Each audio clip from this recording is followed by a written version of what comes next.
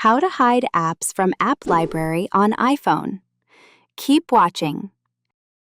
Locate the app you want to hide from your home screen. Tap and hold the app icon until a menu appears.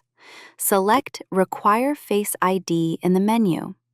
You will see an option to hide and require Face ID.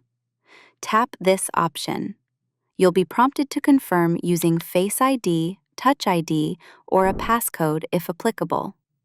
Finally, confirm the action by selecting Hide App. The app will now be removed from your home screen and app library.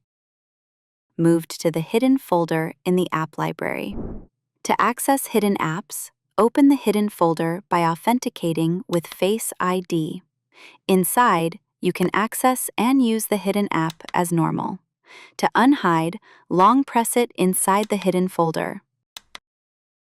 Select Don't Require Face ID to bring it back to the home screen and app library. And that's it. Subscribe for more helpful guides.